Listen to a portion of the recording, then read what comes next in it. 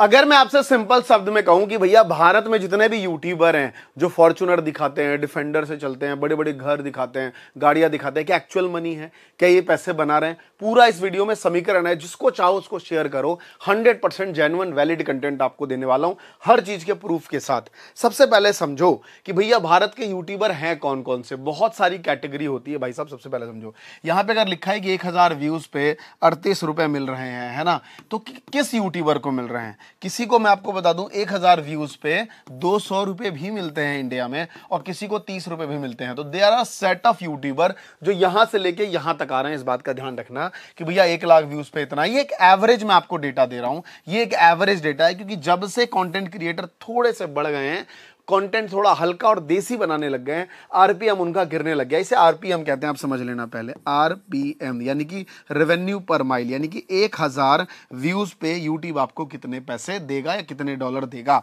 चलिए सबसे पहले समझते हैं भारत के यूट्यूबर पैसा कैसे कमाते हैं। सबसे पहला पॉइंट है earning depend on some things. क्या चीजें?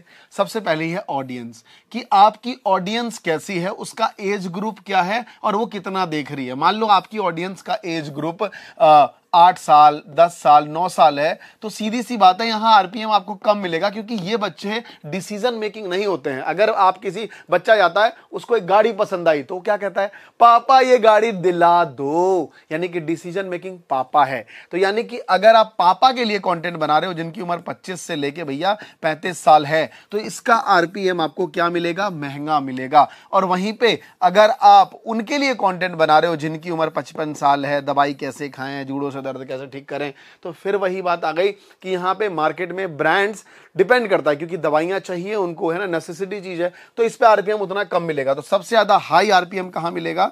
यहां मिलेगा, इस जगह पे। ये हाई आरपीएम गेम है इस वाले पॉइंट पे। वॉच टाइम, जिस वीडियो में वॉच टाइम जितना ज्यादा होगा, आरपीएम उससे ही फर्क पड़ता है। आपने 10 मिनट की वीडियो बनाई, सामने वाला आता है 1 मिनट में गायब हो जाता है, और कोई आता है 6-6 मिनट तक देखता है, तो ऑब्वियस सी बात है उस पर ज्यादा मिलेगा। क्यों? क्योंकि एड प्लेसमेंट अच्छा है उस चीजों पे। साथ में अदर थिंग, जैसे मंथ है, कोई ब्लैक फ्राइडे सेल चल रहा है, ज्यादा एडवर्टीजमेंट देते हैं। कैटेगरी के ऊपर डिपेंड करता है। अब ये बात कैसे आ गई? सबसे पहला है एजुकेशन सेक्टर। इसे निश से डिनोट करते हैं। जैसे मान लो गवर्नमेंट जॉब से रिलेटेड अपडेट दे रहे हो, कोई एग्जाम टिप्स दे रहे हो, इन सब का डॉलर ध्यान रखना 0.4 डॉलर इस हिसाब से है। तो वीडियो का टाइमिंग मोर देन 30 मिनट होता है। कोई भी अगर आप कॉम्पिटेटिव एग्जाम निकाल लें, है ना, ये है सिर्फ इंफॉर्मेशन, ध्यान रखना, मैं लिख देता हूं, ये है खाली इंफॉर्मेशन। लेकिन वहीं पे आप एजुकेशनल, तो एजुकेशनल कंटेंट जो है वो 30 मिनट, है ना, 40 मिनट, 50 मिनट बन सकता है, क्योंकि पढ़ाने वाली चीज है। एक 6 मार्क्स का क्वेश्चन अगर कोई टीचर पढ़ाना शुरू किया, वो 15 मिनट जाएगा। तो बच्चा अगर पूरा मार्क्स चैप्टर क्वेश्चन समझना चाहता है, तो शुरू से एंड तक ही देखेगा ना यार। This is reality.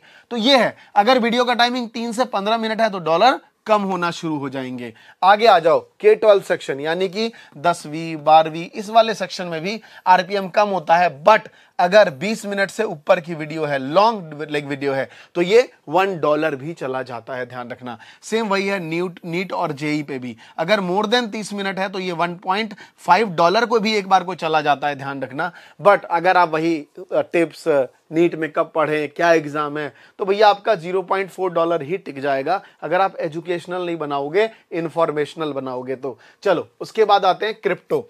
देखो क्रिप्टो एक ऐसी चीज है ना जो ग्रोइंग सेक्टर है, राइट।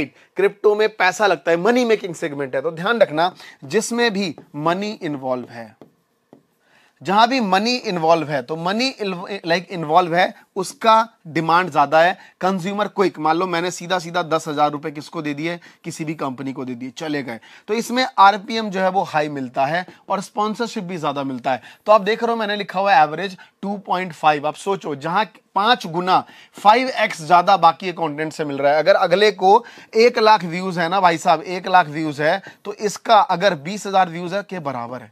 तो किसी का 1,00,000 व्यूज, किसी का 20,000 व्यूज, सेम है इन टर्म्स ऑफ मनी, ये ध्यान रखना। वही मेक मनी ऑनलाइन, ये भी टॉपिक बहुत बड़ा है। $3-3 तक का वीडियो जिसमें चला जाता है, भले लेंथ 10 मिनट 12 मिनट ही क्यों ना हो, इस बात का आप जरूर ध्यान रखेंगे। साथ में फाइनेंस कैटेगरी है, इसमें भी $1.7, ये एक एवरेज मैं आपको बता रहा हूं, वेरी कर सकता है, किसी का $2 भी हो सकता है, किसी का $2.5 भी हो सकता है, क्योंकि फाइनेंस में लोग क्रिप्टो भी बना देते हैं, है ना। ये सब चीजें पे ध्यान रखोगे। वीडियो का लेंथ 8 से 10 मिनट, 15 मिनट चलेगा, 20 मिनट भी चलेगा, मतलब लेंथ इस पे डिपेंड नहीं करती है, मोर देन 10 मिनट्स होना चाहिए अगर ये बेटर है। फिर डिजिटल मार्केटिंग, क्योंकि इसमें ना होस्टिंग आ जाती है।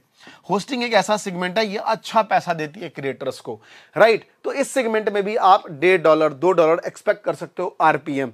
और दूसरी बात, ये सब जो है ना, ये मैं बात कर रहा हूं यूट्यूब की एडसेंस रेवेन्यू की, जिसका जितना आरपीएम समझ लो उतना उसका उतना पैसा। जैसे एजुकेशन सेक्टर में ज्यादातर टीचर क्या करते हैं, ब्रांड प्रमोट नहीं करते हैं। क्यों? क्योंकि वो खुद का अपना 10वीं का मैथ, 12वीं का, जेई का किताब यही बेचने में लगे रहते हैं। तो आप उनसे बोलोगे ना, बोलेगा नहीं हम फालतू का स्पॉन्सरशिप नहीं करते। क्यों?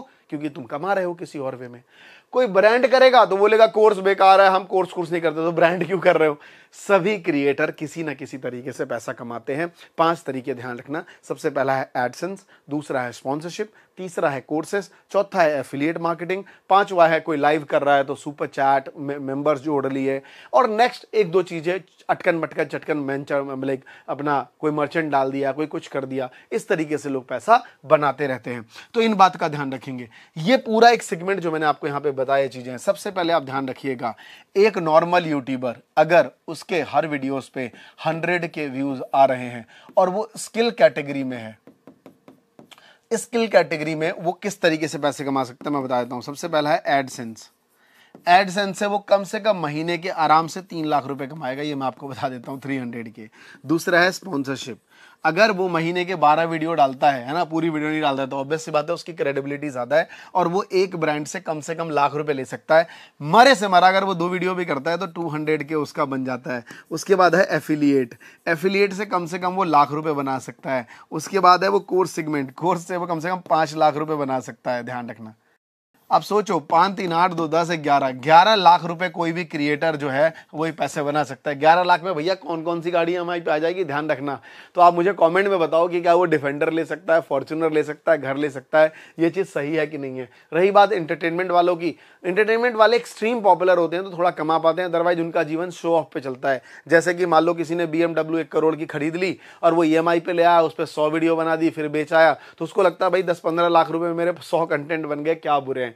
तो ये सब एक मार्केटिंग स्ट्रेटजी है। But in terms of skill creator, हम जैसे क्रिएटर जिनको भैया शो ऑफ से काम नहीं, डिजिटल बोर्ड पे आना है, बच्चों को एक वैल्यू स्किल देनी है, तो भैया इस तरह की रेवेन्यू वो जनरेट कर पाते हैं। आई होप ये वीडियो आपको अच्छा लगा हो। मुझे कमेंट करके बताइए कि आने वाले टाइम पे आपको किस तरीके की और वीडियो चाहिए, क्योंकि मैं एक पूरी कम्युनिटी बनाने वाला हूं क्रिएटर्स की और उस पर काम चल रहा है बहुत तरीके से। कुछ ही दिन में आपको उसके बारे में अनाउंसमेंट कर दूंगा। Thank you so much. जय हिंद, जय भारत।